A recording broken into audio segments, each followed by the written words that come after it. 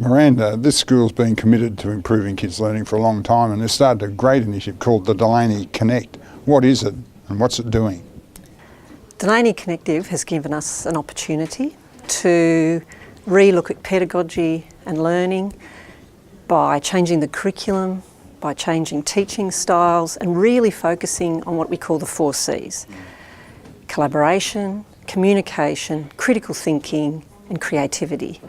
And we teach to all those 4 C's. The kids learn in those sorts of ways, and it's actually revealed a new space for them to express themselves, to think for themselves, to connect with the world through communication. So it's a completely new approach to seeing students as a person, as a learner, and first and foremost, and to work with their dispositions for learning. And these kids have some real issues, and that exposes how much we have to work with the processes of how to learn. So we're really focusing on that.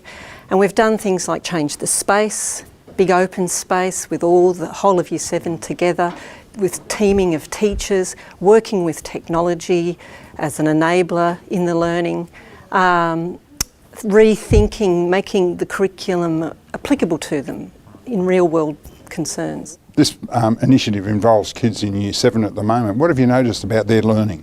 What we've noticed is that they came in with lacking a lot of confidence, very poor literacy, numeracy skills, but basically very low comprehension for all sorts of reasons. By just working on their ability to focus and to believe in themselves, they are starting to comprehend the world around them in a far deeper way and communicate with that world.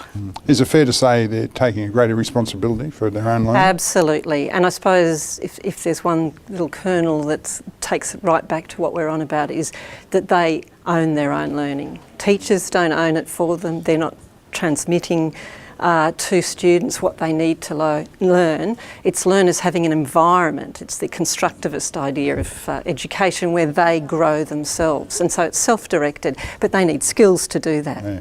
How have the teachers responded to this initiative? They have had a massive cultural change, a complete mindset change. For teachers, when it's not about teaching, but it's about learning processes, it turns their head around.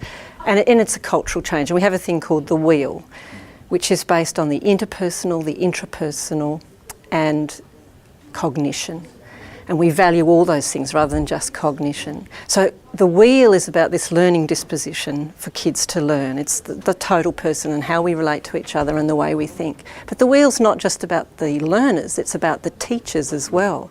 And so they are developing these dispositions for their own learning and their own professional learning, and they're developing the 4 C's. So it's new for teachers to collaborate in this way and create and communicate. They have to live the wheel to learn to become new pedagogues for these new learners that are also learning those 4 C's.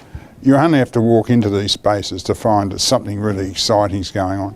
How would you describe it? There's learning. And there's kids that want to be at school. And for teachers, it's exciting to see these palpable results from the kids. At the same time, it's been a complete mindset change for them and a cultural shift for them in the classroom and through the whole school. So with that comes great excitement, but also fear and a loss of identity from past practices that have defined them as teachers. So I have to be honest about that. There is those tensions, but there's no going back. Once you see a change in students, you have to, it's a moral imperative that you continue in this learning.